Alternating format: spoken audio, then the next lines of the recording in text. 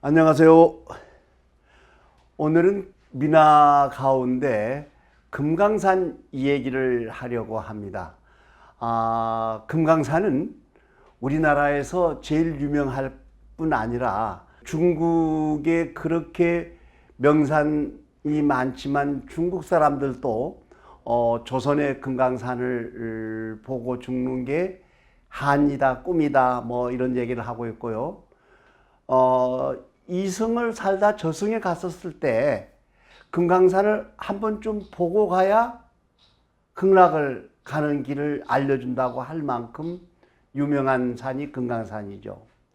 우선 금강산이란 이 용어부터 생각해 보면은요, 금강이라는 용어 자체가 불교 용어예요, 그게. 그래서 1392년 강개토왕 2년에 우리나라에 불교가 들어오죠. 불교가 들어오기 이전에는 금강산이란 용어가 없었습니다. 기록에 나타나질 않아요. 그래서 왜 불교와 연관이 되어서 이름이 금강산이 되었을까요? 사실은 뭐 명확하게는 얘기할 수 없었지만 대부분의 산 속에 들어가 있는 골짜기마다 또는 봉우리마다 불교와 관련된 게 많고, 그 다음에 도교와 관계된 내용들이 많습니다. 그래서 이런 것들이 이제 조선시대 후기 민화 속에 어떻게 녹아서 우리 조상들은 금강산을 어떻게 생각을 하고 있었는지, 어떤 생각으로 금강산에 대한 이미지를 가지고 있었는지를 찾아보는 데는 아마 유명한 작가들의 그림보다는 그야말로 민에 의해서 이름 붙여주고 생각했던 것들을 찾아보면 훨씬 재밌으리라고 생각을 합니다. 금강산은 강원도 통천 고성에 걸쳐 있는 산인데요, 화엄경에 그런 얘기가 나옵니다. 해동에 보살이 사는 금강산이 있다. 그런데 그것은 인도의 얘기였었죠. 그렇지만 각 불교 국가마다 자기 나라에 알맞도록 생각을 하고 있었고, 자기 살고 있는 지역에다가 불교의 경전을 나름대로 해석을 하고 있는 게 특징이 있었습니다. 그래서 금강산이라는 용어가 생겨난 것 같아요. 원래는 금강산이 복례풍악 개골이라고 하지만 불교 쪽에서는 그게 5가지 이름으로 나오는데요. 열반기달이란 게 열반산, 복례산, 풍악산, 개골산 하다가 열반산이라고도 했고 기달산이라고도 불러서 원래 이름이 5가지가 있었습니다. 그래서 그 금강산의 봉우리들을 대부분 불교와 도교의 그 최고의 신 또는 그 민중들의 우상이 대상이 되는 이름으로 많이 바뀌었던 것을 알 수가 있습니다. 그래서 금강산의 전체적인 것을 보면은 금강산의 명성은 가장 큰 절이 유점사, 신계사, 장안사, 표운사로 나눠지고, 그래서 이런 4대 사찰이 중심이 되었고, 정말 금강산은 약 그 전체 길이가 80km라고 그러거든요. 그 80km 안에 그 가장 좋은 명당 자리는 모든 데가 절이 들어가 있었던 것 같아요. 그래서 우리가 8만 구암자, 8만 개의 사찰이 있었고 8만 개의 사찰과 암자가 있었다는 얘기로, 그만큼 실제로 금강산이 1만 2천 봉으로 우리가 생각을 하고 배우고 있었는데 8만 구암자란 그만큼 유명한 불교와 관계된 산이었었고 암자가 많다는 뜻으로 볼 수가 있습니다. 그 다음에 그 대표적인 사찰 유적으로서는 정양사 그 보덕굴, 그 보덕굴이라는 게 그 높은 철간 단간을 만들어 놓고 그 바위에다가 마치 그 새가 제비집 짓는 양식으로 절을 바위 암자 사이에다 매달아 놓은 게 특징이었습니다.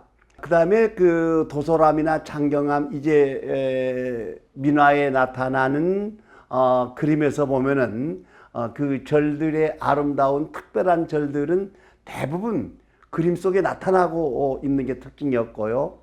사찰이 많음과 동시에 역시 그 8km에 걸쳐서 12,000봉의 봉우리가 있을 만큼 큰 산이었기 때문에 폭포도 아주 다양하게 많은 폭포가 있었던 것 같아서 대표적인 게 구룡폭포죠. 구룡폭포라는 것은 구룡이라는 용어 자체가 불교 용어였었습니다. 그래서 어쨌든 9마리의 용이 사는 폭포를 구룡폭포라고 우리가 흔히들 얘기하고 있는데 실제로 금강산의 폭포의 높이가 가장 높은 곳이 구룡폭포였었죠. 그래서 해강 김기진이 구룡폭포를 구경하고 나서는 구룡폭포 옆에다가 부처불자를 크게 써놓고 있거든요. 결국 해강 김기준도 왜 구룡폭포에다가 부처불자를 썼을까요? 불교와 깊은 관계가 있었다는 것을 기본적으로 알고 있었기 때문에 부처불자를 크게 썼던 것 같습니다. 그 다음에 그 명승으로서 그림 속에 또는 시 속에 많이 등장되는 게 기암망대, 그 다음에 망군대, 귀면암, 삼선암, 마석함, 칠보대, 은선대 이런 것들이 아주 시에 많이 등장되고 그림 속에서 많이 등장되는 것을 볼 수가 있죠. 원래 금강산은 내금강과 외금강으로 나누어지는데요. 바다 쪽에 있는 게 외금강이고 육지 쪽에 있는 게 내금강인데 그 봉우리들이 뭐 보면 수정봉, 문주봉, 그 호랑이처럼 생겨서 호봉, 상등봉, 옥녀봉, 세존, 채하, 집선 이런 그 불교 용어와 연관시켜서 뭐 우두봉, 마두봉, 지장봉 이런 식으로 도교와 불교와 관계된 봉우리 이름들이 많이 남아 있었죠. 가장 유명한 게 역시 그 구룡폭포, 비봉폭포, 백년폭포, 채하폭포, 바리소 등 이런 것들을 금강산의 명승으로 보고 있습니다. 비로봉이나 그 향로봉, 법기봉 이런 것들은 불교의 경전에서 따왔던 걸로 볼 수가 있을 정도이고요. 그림 속에 가장 많이 나타나는 사찰이 표운사, 묘길상, 보덕암 이런 것들을 찾아볼 수가 있습니다. 그 금강산의 그 이름들 중에서 대표적인 게 해금강의 대표성을 띠는 게 총석정이었죠. 이 총석정은 뾰족뾰족한 바위들이 무수히 늘어져 있는 소위 주상절리가 우리나라에서 가장 아름답게 만들어지고 있는 곳이 바로 총석정이었고, 그래서 총석정의 그 내용들을 지금처럼 과학적인 눈으로 보면은 주상절리라고 하겠지만 아마 이런 게 과학이 발달되지 않았을 때는 신이 만들어 놓은 소위 일반 그 어떤 자연 경관을 훨씬 뛰어넘어서 신이 아니면은 만들 수 없는 그러한 유명한 장소로 생각을 했기 때문에 해금강의 대표적인 명승으로 꼽았고, 그 다음에 해안가에 만물상이 있는데요. 그 향로봉이나 배바위, 동자바위, 서적바위, 사자바위 아주 다양한, 특히 그 동물의 이름들이 많이 들어가는데요. 심지어는 그 민화 속에 보면은 돼지 바위, 사자 바위, 고양이 바위, 물고기처럼 생겨서 잉어 바위, 이런 바위 이름을 붙여놓은 것을 많이 볼 수가 있었습니다. 그렇다면 이 금강산을 그린 사람들이 그 민화를 그리기 이전에 대표적인 화원이 역시 겸재정선 이 그린 그림이 대표적인 거고요. 아마 그 유명한 그림들이 화면에 나올 것입니다만은 그 다음에 김홍도, 최북, 이인문 이런 그 우리나라의 해화의 대표적인 화가들이 대부분 실제 금강산을 가서 보고 나름대로의 금강산을 구성해서 그린 그림들이 상당히 남아 있고, 그게 우리 문화재 속에 아주 훌륭한 회화적 예술품으로서 유명하죠. 겸재정선이 그 진경산수화의 창시자이지 않습니까? 그래서 겸재정선이 그려놓은 금강산 아주 대표적이죠. 그 다음에 이제 그 조선시대 아주 그 후기에 들어와서 대표적인 사람이 해강 김규진. 김규진이 일제 때 그림을 많이 그렸습니다만 이무 1900년대 초반에 그 왕명을 받아서 금강산을 다녀왔다는 기록들이 남아있죠. 그렇다면 민화에서 이제 지금 본격적으로 들어가서 다양한 금강산들은 어떻게 그려지는가를 한번 볼 필요가 있겠죠. 먼저 민화의 그림들을 보기 전에 이게 금강산 아주 단조로우면서도 그 멀리에서 금강산을 구경하고 있는, 아마 이 오른쪽에 단발령에서 금강산을 바라보는 그림을 그렸는데요. 이 금강산을 보는 인원 속에 겸재정선이 실제 들어있는 내용으로 또 볼 수가 있을 것 같습니다. 이렇게 굉장히 빠른 필치로 그 산에 뾰족뾰족한 금강산을 그리기도 하고, 멀리에 보면은 수많은 봉우리들이 있고, 가까이에서는 이렇게 그 홍교를 건너서 표운사로 들어가는 길목을, 그러니까 아마 지금 같으면 모든 것들이 사진으로 이루어지겠지만 사진이 없었을 때는 거의 실사에 가까울 정도로 완벽한 그 호생관의 작품입니다.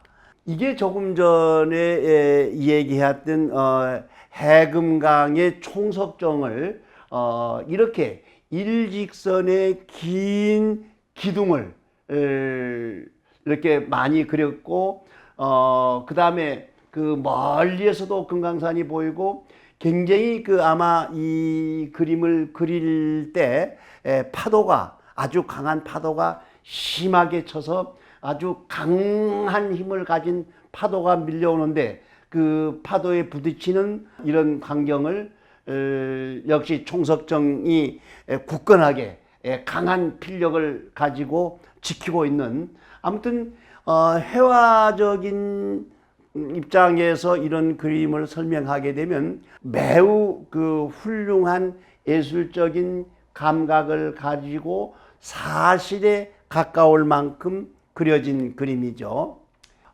지금 보이는 그림은 그 창덕궁 시정당을 지어놓고 아마 당대의 최고의 유명한 그 화가들을 모셔다가 벽화를 그리는데, 역시 그 중에서 해강 김규진이 실무를 다녀오신 분이기 때문에 시정당 벽화를 그릴 때 금강산은 역시 해강 김규진이 그리도록 했던 것 같고요. 정말 실제 45도 각도에서 내려다보는 각도로 그릴 수 있는, 아마 이 시대의 대부분 산수화가 그런 그 각도를 가지고 그립니다만은 해강 김규진은 이무이때 사진 기술을 가지고 있었고 사진을 찍는 우리나라의 최초의 사진관을 가진 분이었기 때문에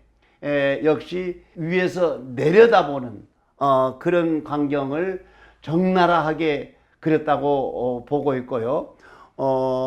아래쪽에 이 총석정 절경도 그렇습니다. 이 총석정 절경 같은 경우 이렇게 한눈에 보기가 어려웠을 텐데 해강 김규진의 독특한 어떤 그 예술적인 필력이나 예술적인 감각을 가지고 그리다 보니까 정말 훌륭한 우리가 사진으로나 또는 그림에서 상상하기 어려울 구도를 그려낸 것이 해강 김규진의 금강산 그림이었습니다.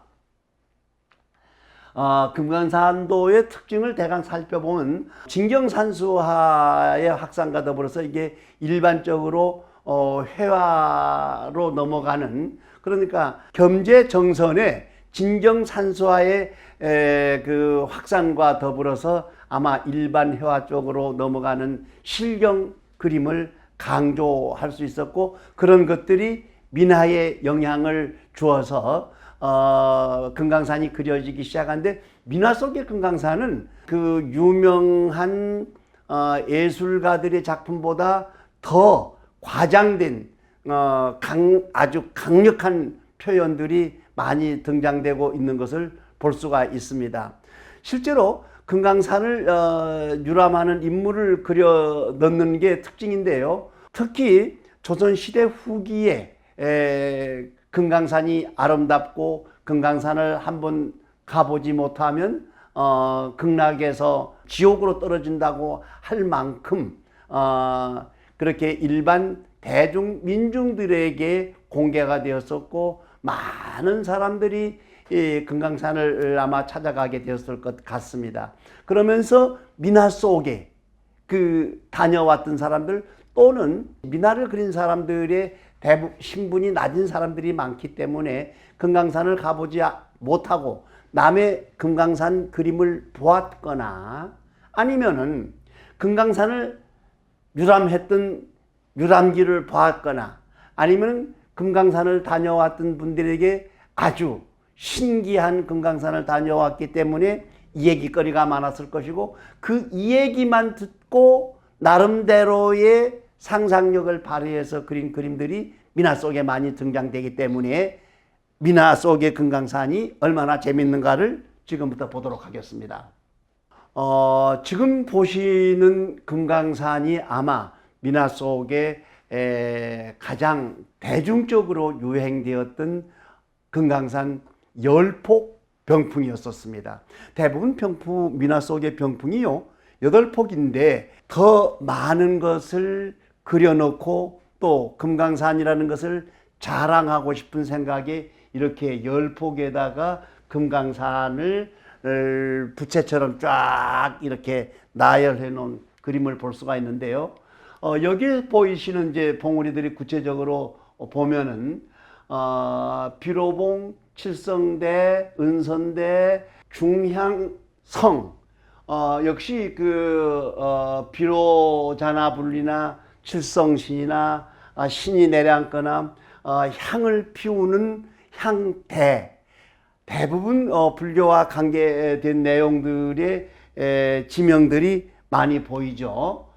그래서 이 그림을 그린 사람은 아마 실제로 금강산을 보고 그렸을 것인지 아마 가보지 않고도 많은 그림을 보고 이 얘기를 듣고 금강산을 다녀온 유람기를 보고 썼기 때문에 이렇게 약간 실물 같기도 하면서 나름대로의 상상력이 그대로 보이는 것입니다. 대부분의 지명들이 나타난 것처럼 뭐 옥류동, 화장암, 좌승암, 금강문, 보강암, 거의 금강산은 불교 이름으로 나타나고 있는데요. 실제 이 그림이 그려진 시기는 조선시대 후기, 그러니까 유교 문화권과 불교 문화권이 습합되어서 크게 성행했던 18세기, 19세기경에 이런 그림들이 유행되었다고 볼 수가 있겠죠. 역시 일출과 월출, 그 다음에 특히 이 아래쪽에 보면은 12폭포를 그렸는데요.